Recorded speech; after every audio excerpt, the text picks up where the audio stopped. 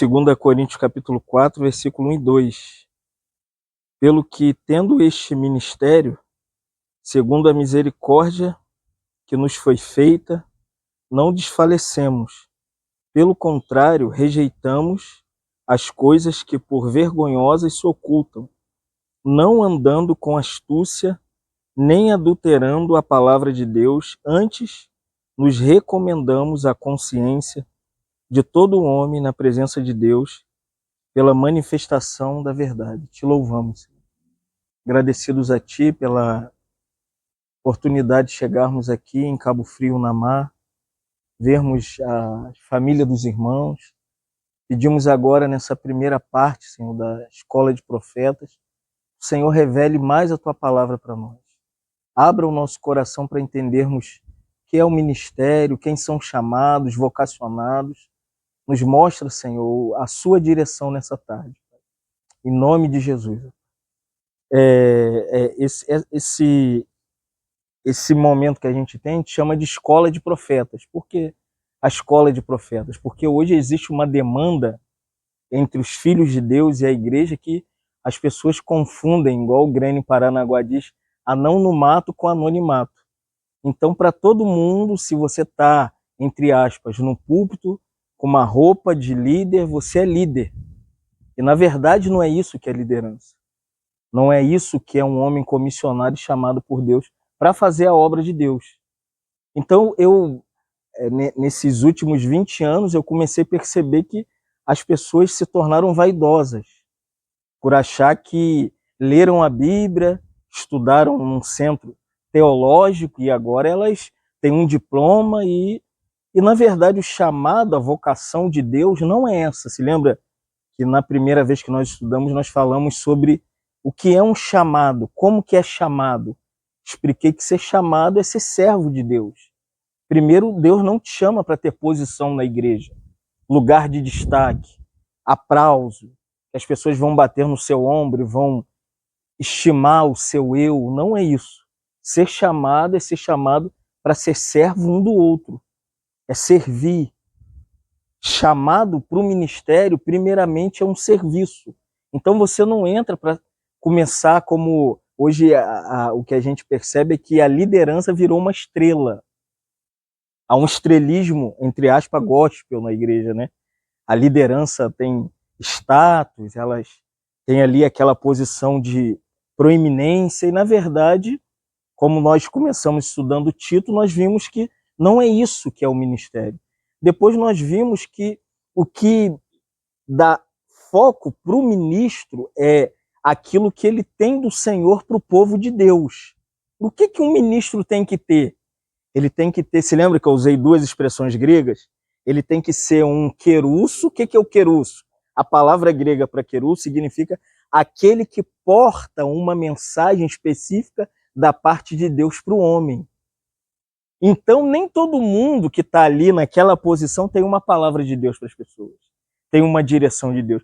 Por isso que a maioria das vezes você chega lá, a mensagem é de autoajuda, psicologia cristã, coach, ou se não a teologia da prosperidade, teologia da missão integral. Você encontra N coisas para confundir os filhos de Deus, porque ser chamado por Deus é ser chamado um arauto. A palavra, na verdade, é um arauto. Tipo, quando um rei enviava alguém para que pudesse representá-lo, primeiro ele enviava o querusso, o arauto. Tipo, a rainha Elizabeth, quando estava viva, primeiro ela não ia. Quem vai na frente da rainha Elizabeth? O primeiro-ministro. O primeiro-ministro tem que ir lá, ele chega e pega aqueles que são chamados, né, o presidente ou o ministro daqueles países, e passa tudo aquilo que na época, enquanto estava viva, a rainha Elizabeth tinha para falar para aqueles países que constituíam o reino da rainha. A mesma coisa quanto à igreja, irmãos. Você lembra de Romanos 14:17? Paulo diz que a igreja, ela é o reino de Deus. Então a igreja, ele tem um rei. E como rei, esse rei, ele precisa comissionar pessoas. Você não se faz líder da igreja. Você não pode ungir ninguém a líder da igreja. A igreja não tem ninguém sobre ela. O rei, no seu reino, ele tem que ter os seus querussos, os seus representantes. Quando chegava o primeiro-ministro, Boris Johnson, ou Churchill, quando eles chegavam, o que eles faziam? Eles não vinham com uma mensagem, no meio do caminho, no avião, Boris Johnson falou, agora resolvi saber. Vamos deixar o que aquela velha maluca tá pensando para lá? Não! Ele é um representante da rainha. E nós, como pessoas chamadas, se lembra? Servos. Todo servo é escravo de alguém. Nós não somos escravos de instituição religiosa, de igreja institucional. Nós somos servos de quem? De Deus. O nosso Senhor é Deus. Então nós somos aqueles comissionados como arautos. Para o quê? Para levar. Qual é a mensagem do arauto? É um querigma no grego. O que é querigma? É a mensagem que você porta. Exemplo, quando João Batista nasceu, ele vem numa ordem estabelecida do Antigo Testamento como aquele que viria no espírito de Elias. Malaquias capítulo 4. Quando ele nasce, a partir dos evangelhos, Marcos, Lucas, né, João, tudo que você vê é que João Batista ele é um querusso. Ele tem uma mensagem para o povo. Quem está na religião? A religião está lá. O templo de Salomão, as leis sagradas, tudo instituído. Tudo instituído lá na... Só que quando olharam para João Batista não fazia parte daquilo. Ele era filho de sacerdote, de Zacarias, e ele deveria estar onde? Qual deveria ser a ordem de Zacarias? Servir no templo.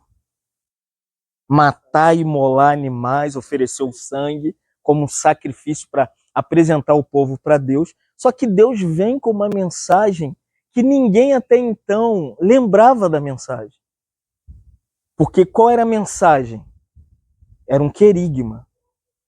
O arauto do rei, ele tem uma mensagem. E João Batista começa a transmitir essa mensagem. Qual é a mensagem? Arrependei-vos, porque está próximo o reino dos céus. Irmãos, a confusão hoje na instituição religiosa e até nos que querem viver como igreja é que eles perderam esses dois princípios. O querusso, o mensageiro, a pessoa, o que prega a palavra. Por isso que Paulo, quando fala a Timóteo, ele diz assim, prega a palavra, seja um querusso, Timóteo. Prega, insta, repreende, dentro do templo, fora do templo, em qualquer ambiente, em qualquer lugar. Não tem um lugar para você pregar a palavra, mas seja o quê?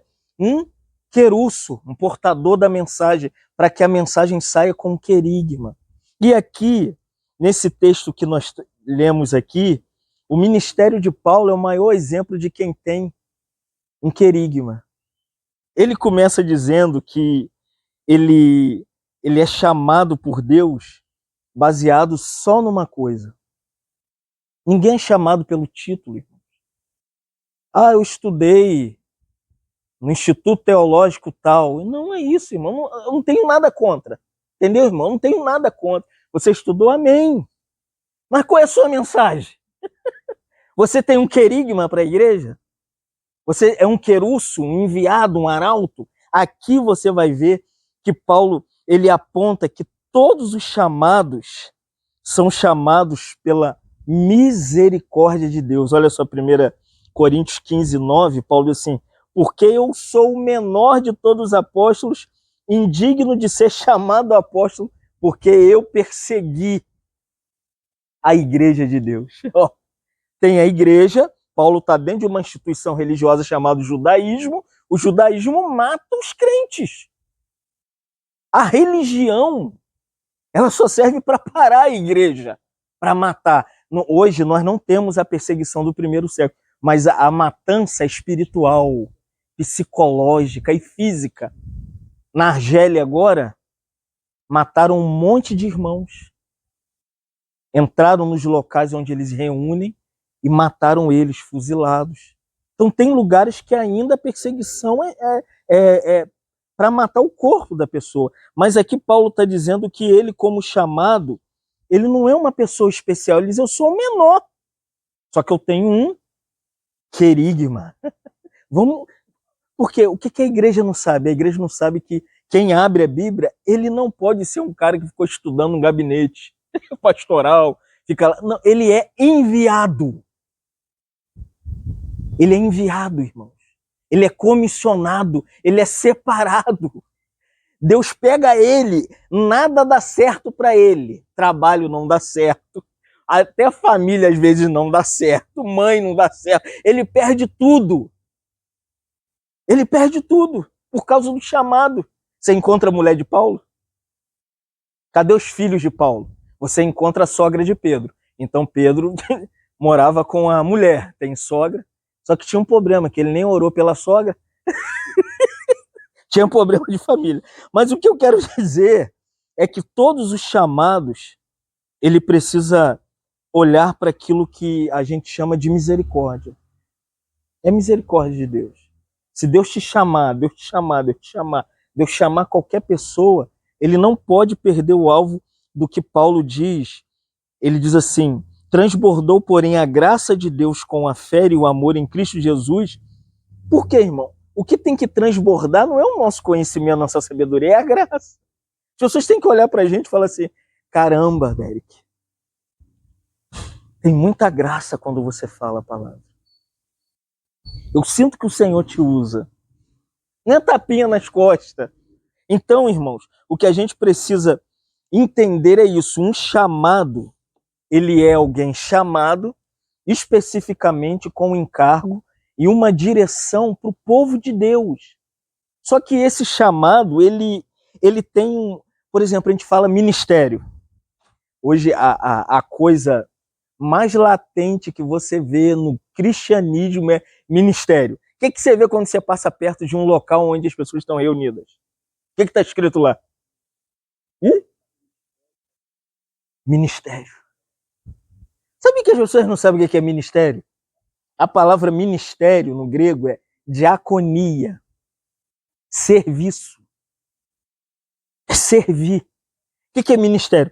A primeira classificação do ministério, à luz da visão que Paulo teve, quando ele foi chamado, Deus revelou para ele a pessoa de Jesus Cristo. A primeira coisa que o Senhor falou para ele é que ele recebeu uma habilitação. Quando você vai para a autoescola, quando você faz a prova, terminou o curso, o que você se torna? Habilitado. Você recebe uma habilitação. Ministério não é diploma. É duro falar isso, mas a liderança não sabe. Ministério é uma habilitação espiritual. 2 Coríntios 3,6, Paulo diz assim, o qual me habilitou e nos habilitou para sermos ministros, servidores dos outros, diáconos ou diaconisas. O que é isso? É que todo mundo, quando é chamado, ele recebe um ministério. Mas qual é o nome do nosso ministério? Um irmão falou assim para mim, Fábio, qual é o nome do seu ministério? E agora? Não, é da nova aliança. Nosso ministério é de uma nova aliança, porque existe uma antiga de leis que tem que fazer, e que tem que fazer, e que tem que fazer. Você não pode isso. Se você fizer, você morre. Não pode, não pode, não pode. É os 10 mandamentos. A lei do Antigo Testamento é aquele negócio de que você não pode. E virou um ministério. Esses grupos que você vê é o ministério da letra. E a letra mata. O que a lei fez? A lei veio para expor o homem antes dele praticar os 10 mandamentos. Quando Moisés desce do monte com a lei, a antiga aliança, o povo já tinha feito o quê? O bezerro. Antes de ver lá, não terás outros deuses, não adulterarás. Eles já tinham feito tudo. Eles foram expostos antes. Esse é o falso ministério. Já viu isso em alguns lugares? Tá cheio, irmãos. Falso ministério. Parece que é, mas não é. Então a primeira coisa que a gente tem que perceber é que o ministério em si, ele traz uma aliança. Uma aliança que é nova. Quando foi instituída a nova aliança? Desde o Antigo Testamento, é uma promessa. Lá de Ezequiel, tirarei o coração de carne, vos darei um coração novo, colocarei a minha aliança no seu coração.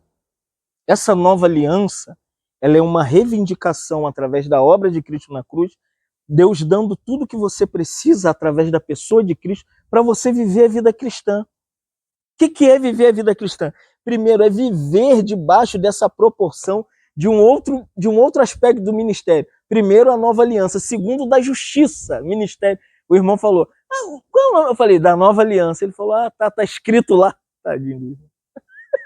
A mente das pessoas é que o ministério está escrito na placa ministério, nova. Não é isso. Segundo, é o ministério da justiça. 2 Coríntios 3,9, Paulo diz assim, o qual com muito maior proporção é maior o ministério da justiça. O que é o ministério da justiça? Que toda justiça pessoal praticada por você para tentar servir a igreja, uma hora você vai tropeçar. Uma hora no ministério você discute com o irmão, você recebe uma palavra de ofensa, alguns irmãos pegam e não querem mais seguir com você. O que você vai fazer? Diante disso, o ministro se apoia na outra justiça. De quem é a outra justiça? Quem é o justo pelo qual a gente deve seguir na caminhada e no ministério? É a justiça de Cristo. Por isso que tem uma coisa bonita, que os servos do Senhor, eles nunca devem ter como propriedade se defender. Evite se defender. Se Deus te chamou, você não pode se autodefender. Aconteceu um escândalo enorme no Rio. Começou uma ciumada, fizeram uma acusação grave contra a minha pessoa. E um irmão chegou e me apresentou esse grupo que me acusou. Eu fui lá. E as pessoas pensaram que eu ia chegar lá e falar assim, irmão, vocês falaram de mim, eu tô aqui, sou eu. Quando a turma me viu, eu abracei todo mundo. Eu fui lá e abracei, aí ficaram todo mundo olhando, sentei, comi com eles. Irmão, se Deus te chamou, na verdade o ministério é da justiça de Jesus, não é sua. Você não precisa se defender. Terceira coisa que a gente precisa entender é que o ministério está baseado na glória de Jesus. Entendeu? Primeiro, nova aliança. Segundo, a justiça de Cristo. Isso eu estou falando de ministério. Terceiro, o ministério não é para que você seja glorificado, que as pessoas ficam batendo palma. Olha, poxa, que trabalho bonito que o Isaac e a Brena faz. Já viu que é assim? Consagrou o pastor, a mulher vira o quê? Pastora. Na foto está escrito, quem está lá? Ele e ela. Não, irmãos. Olha só. 2 Coríntios 3, 10 e 11, Paulo diz assim, portanto, na verdade, o que outrora foi glorificado nesse respeito, que já não resplandece mais, está falando da antiga aliança, Paulo diz assim, diante da atual coexistente glória, porque se o que desvanecia teve sua glória, muito mais glória agora tem o ministério da nova aliança, da justiça, que é o quê? Permanente. O único ministério vivo, real, é aquele que transfere a glória humana para a glória divina. Ele não aceita receber, antes do seu nome, a palavra reverendo, a palavra pastor, a palavra bispo. Não, irmãos. Isso são funções, entendeu? Pastor é uma função que Deus delega a membros do corpo de Cristo. Não é título, não é carteirinha, esqueça. Ministério é para trazer glória para Jesus. Sua vida tem que ser uma parte de glória. Sua família tem que ser uma parte de glória. Claro, a gente reconhece que tem irmãos que têm ministério pastoral. Você olha e você fala, poxa, você aí se preocupa com almas, visita, ora, vai no hospital. Só que não precisa ficar apoiado naquilo que a gente chama de posição. O que os homens buscam? Posição. O cara é simples, usa camiseta, joga bola. Quando o cara sai do lugar, que ele sai com o diploma, ele muda de roupa, ele muda o cabelo, ele muda a cara, ele muda o carro, ele muda a casa. Tô mentindo? Você encontrava ele na padaria, ele nunca mais entra na padaria. Teve um em Angra que ele comprou as padarias. E sabe como que ele ensinava a Bíblia em Angra? Eu fui lá e ajudei o grupo dele de cabeça para baixo. Cheguei na reunião, falei, tá dando estudo? Ele, tô. Ele era analfabeto. Você tá estudando a Bíblia com os irmãos? Tô. Falei, sua Bíblia tá de cabeça para baixo. Ele, então, na verdade, ele não estava lendo a palavra. Entendeu? Ele não estava trazendo glória para Jesus Cristo. Então, o que a gente precisa entender é que ministério não traz glória para você, nem para você. Seu nome não pode estar na placa, a sua foto não pode estar na placa. Então, aonde está o nosso ministério? Aonde está a direção que a gente recebe do Senhor? Aquilo que o Senhor nos dá para a igreja. Da onde que vem? Vem dessa glória que só o Senhor tem. Não vem da nossa capacidade, simplesmente a nossa intelectualidade. Vem da glória do Senhor. Por isso que Moisés, quando descia do monte, se lembra como que Moisés descia? Moisés descia com um pano. Porque não era para ele exibir a glória dele, a glória de Deus, irmãos. A glória, a honra, a majestade no ministério pastoral, ministério na igreja, é para quem? É para Deus. Aqui, o quarto elemento do ministério, Paulo fala de liberdade. Ministério liberta o nosso coração. Ministério liberta a nossa família. Ministério não é uma prisão.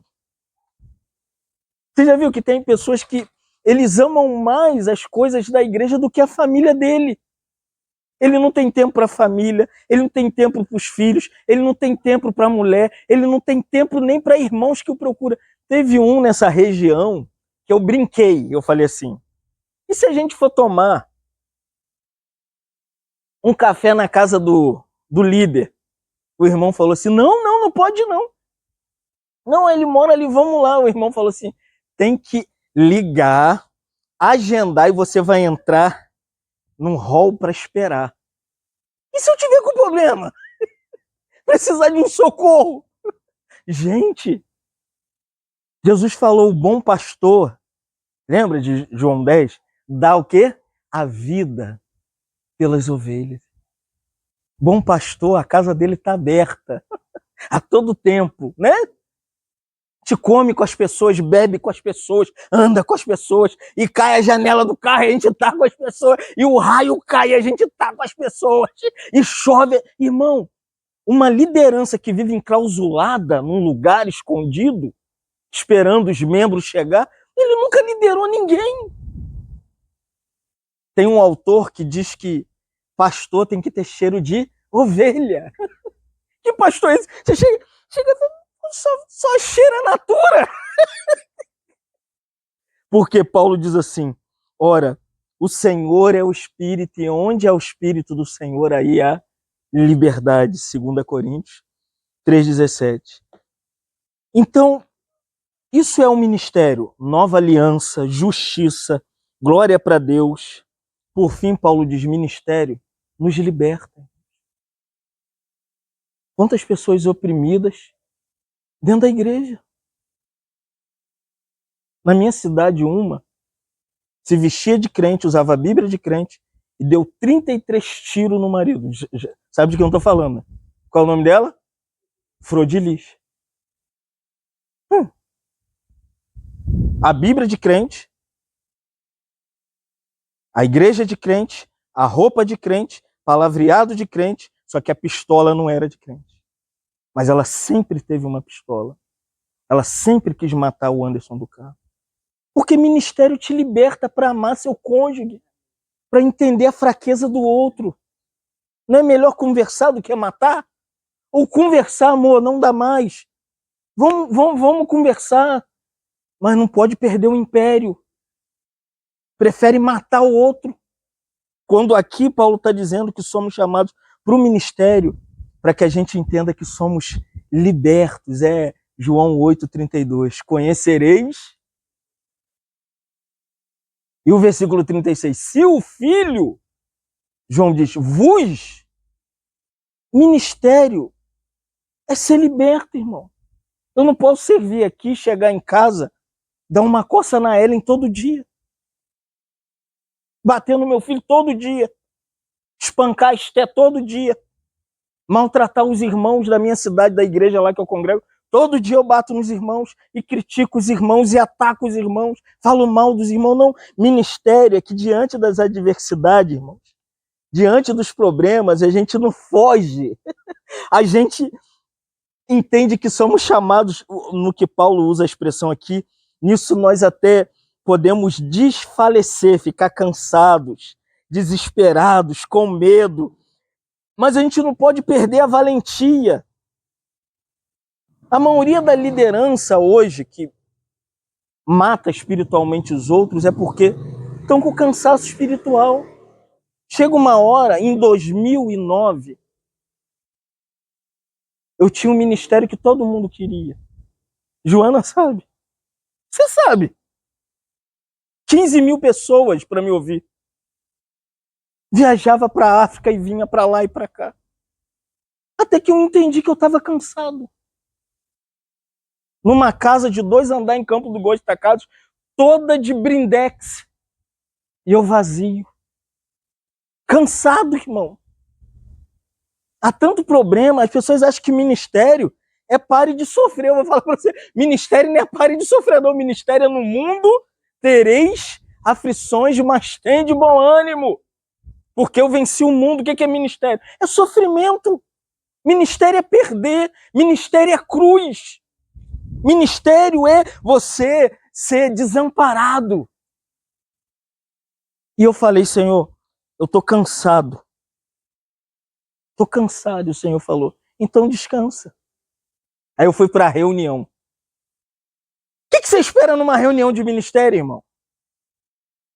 Oi? Pancada. Eu recebi pancada. Não só pancada, falaram assim, se você largar o nosso ministério, nós vamos botar sua família na rua.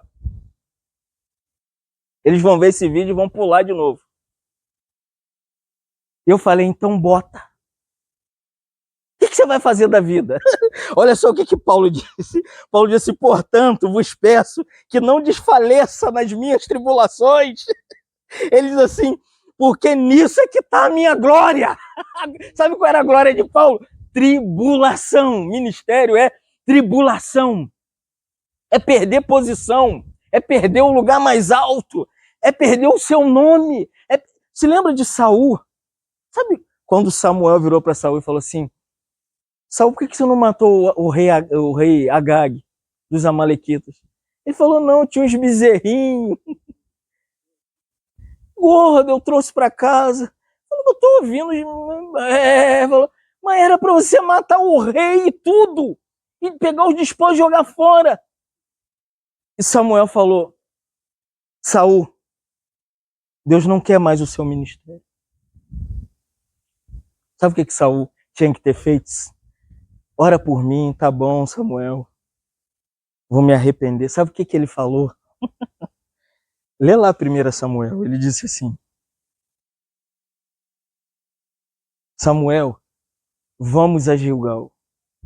Gilgal era a cidade de maior proeminência em Israel. Aí a famosa pergunta dele é essa. Será que lá o meu nome não pode ser celebrado? O meu nome, ele usa a expressão. Você não pode tornar o meu nome célebre entre os homens? Gente, Deus falou, eu não quero mais o seu ministério. Chega! Chega uma hora, irmãos, que a gente tem que parar. Deus não quer aquele serviço, Deus não quer a gente andando ali, Deus não quer a gente caminhando ali. Então Paulo diz assim, olha, nós não desfalecemos. Por quê? Porque chega uma hora que você chega, para e vê que não tem mais volta. Aquele grupo foi. E tem grupos que não conserta mais. Você já viu no Instagram? Tá um escândalo. A bola de neve. Briga na justiça. Não era hora dos irmãos saírem? Largar aquilo tudo? Ir para os lares reunir? congregar, ler a palavra. Gente, a gente não está num pseudo-estado laico, que tudo é... Nós não temos ninguém para guiar a gente, nosso Estado nos protege. Mas o que aconteceu? Versículo 2 de 2 Coríntios 4, Paulo diz assim: nós não adulteramos a palavra de Deus. É aqui que está. Quer saber quem é ministro? É se ele não adultera a palavra de Deus. O que é adulterar a palavra de Deus? É usar de astúcia com a Bíblia, manipular a igreja através da palavra, guiar a igreja através de coisas isoladas, textos sem contexto. Paulo diz assim, 2 Coríntios, capítulo 11, versículo 3, Paulo diz assim: eu receio que assim como a serpente enganou a Eva com sua astúcia, assim também seja corrompida a mente de alguns da igreja e se apartem da simplicidade e pureza devida a Cristo. Quer ver se a igreja começou a desviar? Quando os membros daquela comunidade se tornam arrogantes, altivos. Evangelho te torna simples. Faz você sentar com o pecador. Faz você andar com pessoas que precisam ouvir o evangelho. Pessoas que precisam da sua ajuda espiritualmente. Faz você caminhar com as pessoas que precisam ouvir a voz da palavra, irmão. Só que a adulteração hoje é tão grave, como Paulo ele tira, que talvez, ou agora isso é há 2000 anos atrás, eu afirmo sem nenhuma arrogância que chegou essa era. Não é verdade? O que mais tem é o que Paulo diz nesse versículo: a serpente enganando os irmãos. Eu fui criado num grupo que nós éramos uma casinha, lá em São Gonçalo. De repente compramos um quarteirão. De repente a escada ficou de mármore. O púlpito, você ficava daqui, tinha que ter um... Como que é o... binóculo. A gente ia com a roupa simples. Aí um dia eu estava subindo a escada com a roupa simples, eu vi o desprezo. A minha roupa não dava mais ali. Eu era pobre, eu morava no Mutuá. Mutuá é igual Nazaré, onde Jesus foi criado. Lugar de abandono, tráfico de droga. E é isso que Paulo está dizendo.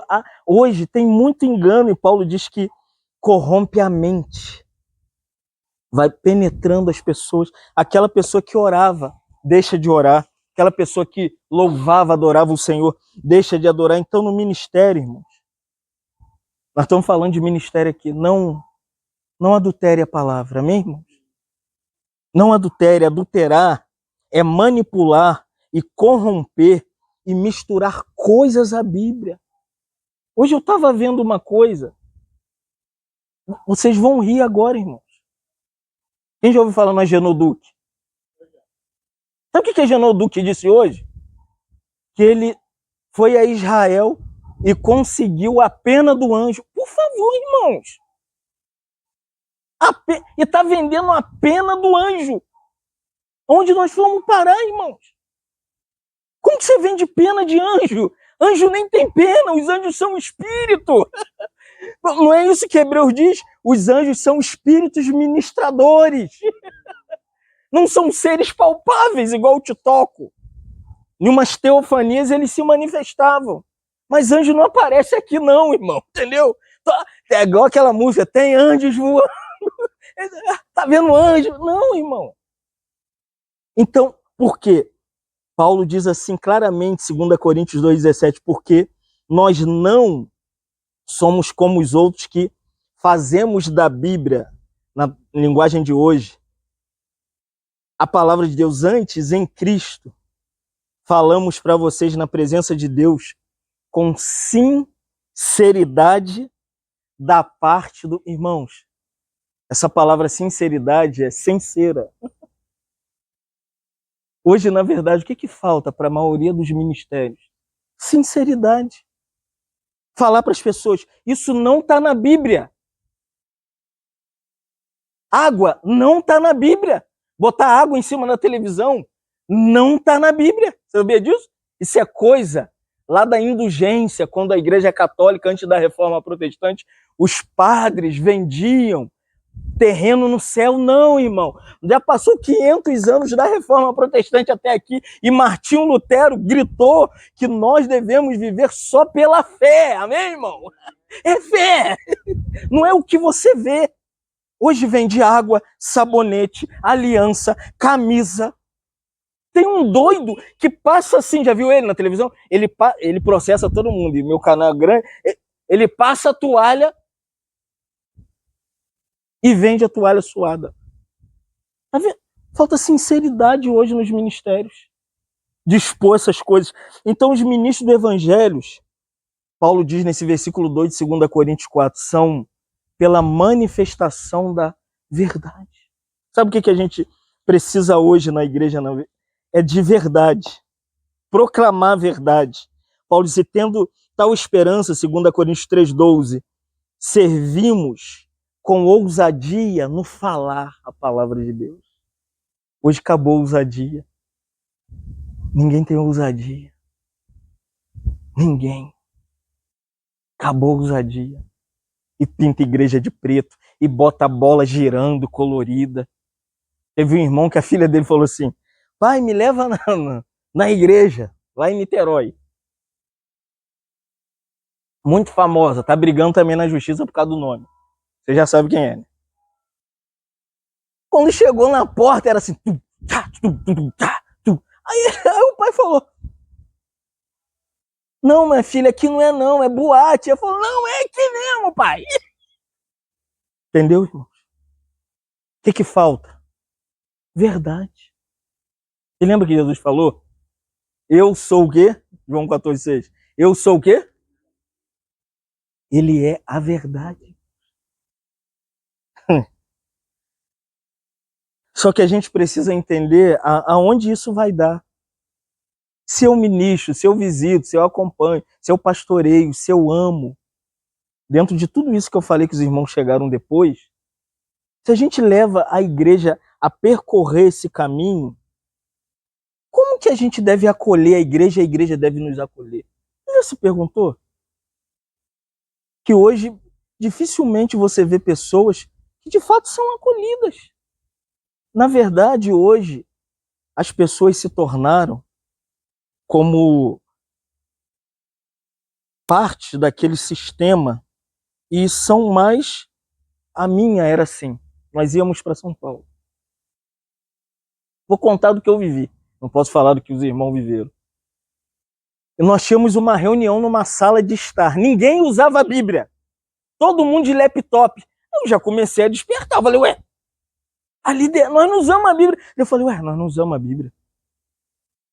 Aí tinha um quadro enorme com a região que você cuidava. Na época eu estava cuidando da Alça da Bocaina, as igrejas riquíssimas. Cheguei lá, era um monte de pino. Sabe o que os membros da comunhão da igreja eram? Estatística. Quantos membros tem lá? Pino vermelho. Quantos livros vem de lá? Pino rosa. E pino. Meu coração foi esfriando, irmão. Porque olha o que o Paulo vai dizer em 2 Coríntios 7, 2 e 3, ele diz assim, acolhei-nos, falando para os coríntios, em vosso coração, ninguém tratamos com injustiça. Ai, irmão. Nenhum irmão na igreja é parte do nosso comércio. Você quer ter carro bom? Vai trabalhar. Quer ter uma moto importada? Trabalha. Quer ter uma casa aqui na Barra, trabalha. Paulo continua. A ninguém corrompemos. Ninguém lê isso aqui hoje. Que a corrupção é aberta. A liderança mora lá em Caraí, de Niterói. E os membros lá no Salgueiro. Para sair é igual a liderança. A liderança mora na Barra da Tijuca. E a galera, e as igrejinhas estão dentro da Maré. Você viu a Maré? Viu o Alemão, o complexo do Alemão, essa semana? Um irmão mandou um vídeo. 3 dias antes. Estamos indo para o culto. 1000 irmãos dentro do Alemão. É ali que ele enriqueceu. Ele mora na Barra da Tijuca. É isso que Paulo está falando. Vocês estão entendendo o que eu estou falando? É isso que Paulo está falando. Nós não podemos usar a Bíblia para ficar rico e corromper os irmãos. Olha só, Paulo continua. A ninguém exploramos. Está na sua Bíblia. Paulo diz, ninguém exploramos. Não falo para condenar ninguém, porque já vos tenho dito que o meu coração para vocês é puro. Nós morremos por vocês. E nós vivemos por vocês. Eu abandonei tudo e fui trabalhar na usina de Angra dos Reis, fazendo manutenção. Eu ganhava 15 mil reais por mês. Isso há 15 anos atrás eu estaria ganhando quanto hoje? E eu chorava dentro dos contêineres. Você sabe de onde eu vim? Eu chorava. Mas Paulo disse aqui, pela igreja nós morremos e perdemos tudo.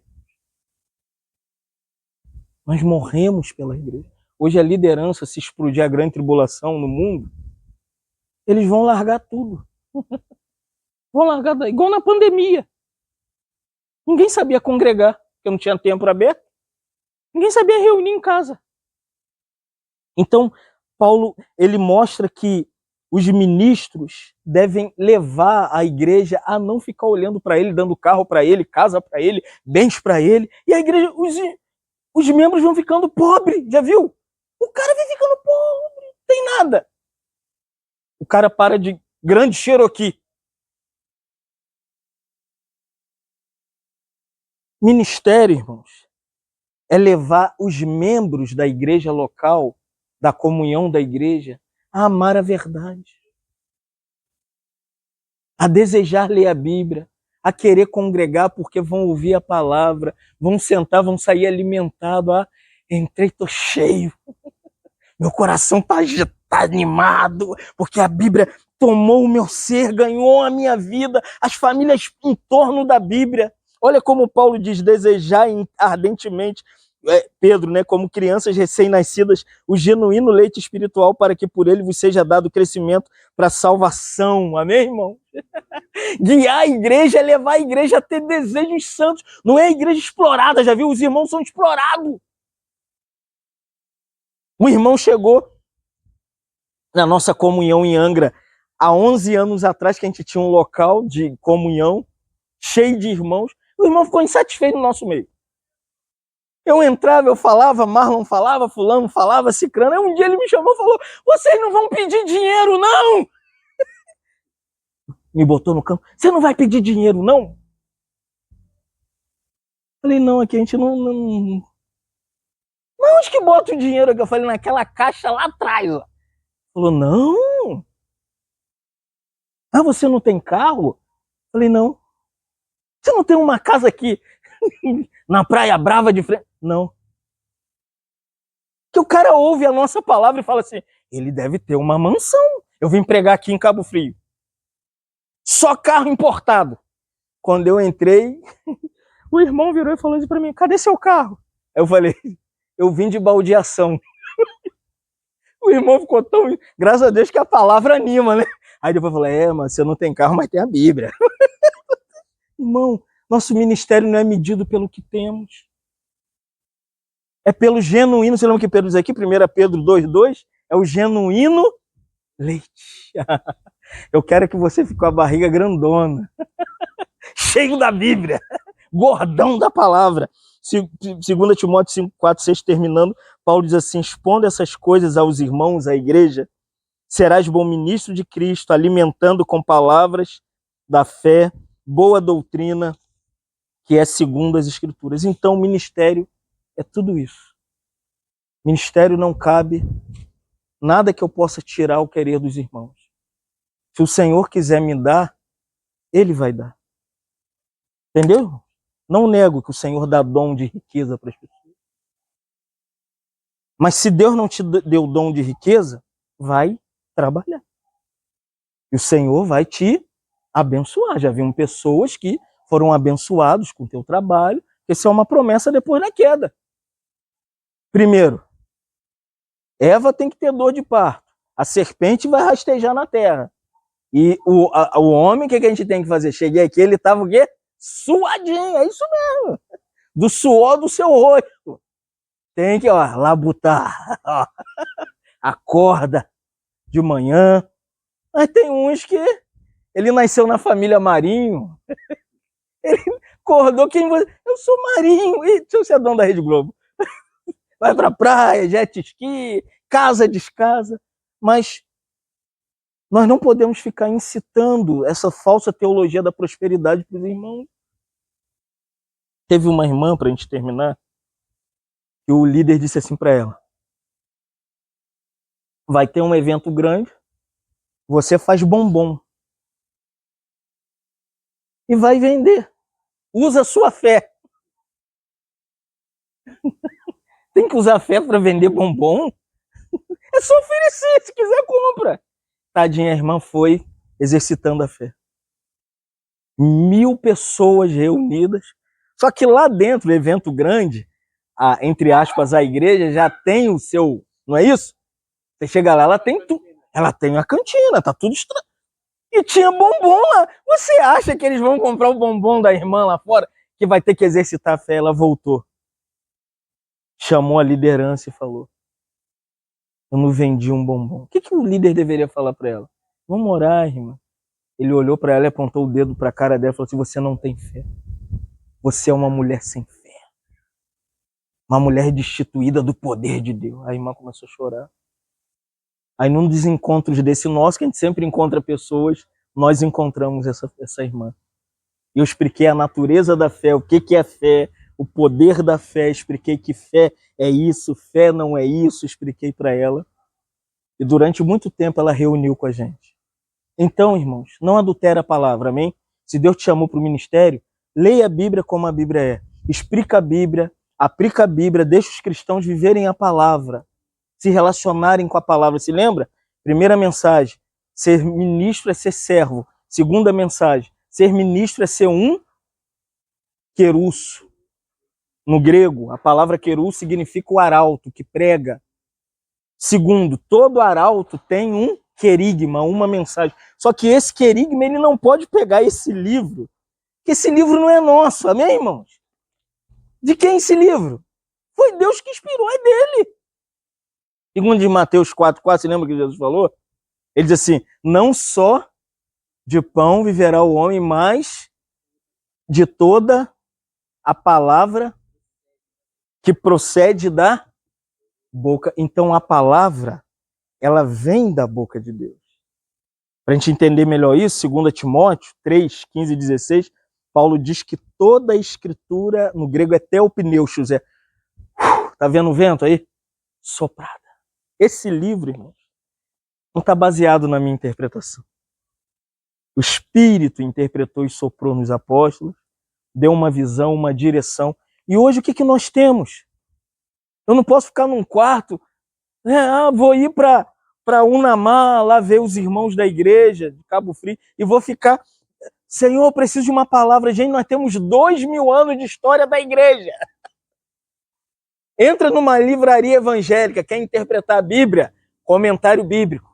Quer entender grafia bíblica, compra dicionário hebraico, dicionário grego. Eu quero entender sobre escatologia. Vai ler um livro que fale sobre escatologia. Não fica inventando moda. Olha a loucura, né? Que a gente vê o que as pessoas fazem. Vão para um lugar no meio do nada, não tem nada, e diz que começou a grande tribulação. Então, irmãos, vamos ser fiéis à palavra. Vamos nos manter na palavra e viver a palavra, amém? Ser ministro é isso. É uma pessoa fiel àquilo que Deus deu a ele. E tem que levar à igreja essa fidelidade que Paulo chama de ele não adulterava o que? A verdade. O que é verdade? Verdade não é quando você fala assim, a verdade. Você sabia que aquilo ali é uma verdade, aquilo ali é uma mentira. A Bíblia não foi escrita em português, amém? A Bíblia foi escrita em hebraico, o Antigo Testamento, 66 livros, o Antigo Testamento, de Gênesis a Malaquias, hebraico. De Mateus a Apocalipse, grego. Quando Jesus usa a palavra lá de João 8,32, conhecereis a... Não é isso que você fala, ah, poxa, esse irmão é verdadeiro, não é isso que Jesus está falando. Ele não fala mentira, não é isso. A palavra grega é aletheia, sabe o que significa? Realidade. O que é, na verdade, a palavra? É o que torna a vida cristã, de fato, real. Amém. Amém. É o que torna o relacionamento dos irmãos, da vida da igreja, da comunhão da igreja real. Entendeu? Não é uma coisa, porque o contrário do que é real é a mentira. Então Jesus ele especificou muito claramente que Jesus é o quê? Ele é a verdade. E Satanás é o quê? O pai. Então existe hoje no mundo espiritual existe duas coisas que estão acontecendo. O que é real, só que Satanás pega a realidade de Deus e confunde as pessoas e transforma um monte de coisas que deveriam ser verdade. O que deveria ser verdade na comunhão da igreja? Lê a Bíblia. Aí você chega na casa do irmão, ele não leu a Bíblia. Passou 365 dias do ano, o que ele fez? Ele não leu a Bíblia. Aí chegou, né, em outra comunhão. O que os crentes devem ter como realidade? Oração. O que um crente faz, Osmar? Ora. Né, Vânia? O que um crente faz? A reunião ainda não começou, não. Isso aqui é a escola do profeta. Os irmãos estão vindo ainda. É a primeira parte. O que o crente faz? Ele ora. Terceiro, reúne. Gente, a realidade para você ter espiritualidade são três. Ler a Bíblia, orar. Quando você lê a Bíblia, Deus fala com você. A resposta da sua leitura da Bíblia é o que você pega da palavra e transfere para a oração. Você leu a Bíblia, você vai pegar a Bíblia, que é a palavra de Deus, e vai transformar a palavra na sua oração. Tem pessoas que querem inventar oração. Gente, ora a Bíblia. Ora o Salmo. Gente, é muita coisa para orar. A gente acorda de manhã tentando encontrar oração. O que é realidade e verdade é que a nossa oração deveria estar baseada na Bíblia. Você sabia que a Bíblia ela é toda uma oração? Você imagina você ler Gênesis todo orando. Terceiro, o que é real? Reunir. Pessoas acham que a gente é desigrejado. Vocês estão enganados. Eu sou o cara que mais reúno. Reúne em Caxias, reúne em São Gonçalo, reúne em Unamar. Aqueles ali reúnem. Esses aí é que é casal de missionária, família missionária. Vamos para tudo quanto é lado. Porque nós somos chamados para quê, irmão? Reunir. Hebreus 10, 25, Paulo diz assim, não deixemos de reunir como igreja, como é costume de alguns. O que é realidade? É que você reúna até com sua mulher, com sua filha para ler a Bíblia. Hoje o que acabou? Ninguém reúne mais em casa. Acha que os seus filhos têm que ser criados na igreja, entre aspas. Se não tiver lá para ouvir o sermão do pseudo pastor, cara, a gente tem que voltar a ler a Bíblia. É tão louco que diz assim que eles perseveravam na doutrina dos apóstolos, na comunhão do partir do pão e nas orações, tinham tudo em comum, vendiam suas propriedades à medida que alguns tinham necessidade. E Lucas diz assim, e partiam pão, um nas casas dos outros. Você imagina, irmão? Cada casa uma igreja, cada lá um ambiente espiritual. Eu fui criado nisso, sem saber que isso existia. Minha casa, minha mãe era até chata. Chegou a hora de orar. Aí tinha reunião de oração. Daqui a pouco chegava a irmã para orar. Eu saía na casa do vizinho, tinha oração. Hoje não, hoje ficou aquele negócio, né? Você tem que... Não, reunir é reunir. Então vamos praticar a verdade. O que é praticar a verdade? É viver na realidade, na aletheia. Vamos ler a Bíblia, orar e reunir, congregar. Amém? Te louvamos. pela tua graça, misericórdia nessa noite. Agradecidos a ti, Senhor, pelo primeiro tempo, embora alguns irmãos não vieram na escola, mas pedimos que abençoe os irmãos que ainda estão vindo, como já chegaram alguns. Obrigado pelo Osmar, a Vânia, o Isaías. Obrigado pela família dos irmãos. Os irmãos que estão chegando agora, traga-os debaixo das suas mãos poderosas para essa reunião. O Senhor nos direcione, Senhor, e nos dê a graça de adorarmos juntos, termos comunhão. Senhor, pedimos a Ti a Tua graça nessa noite. Declaramos como a Tua palavra mesmo diz que sem Ti nada podemos fazer, Senhor. Por isso não queremos depender da nossa capacidade intelectual, teologia. Nós queremos esperar da Tua direção, ó Espírito Santo. Por isso guia-nos nessa comunhão, guia-nos na palavra, guia-nos na adoração, guia-nos em todo o tempo, Senhor. E nós pedimos em nome do Teu Filho, Pai. Amém.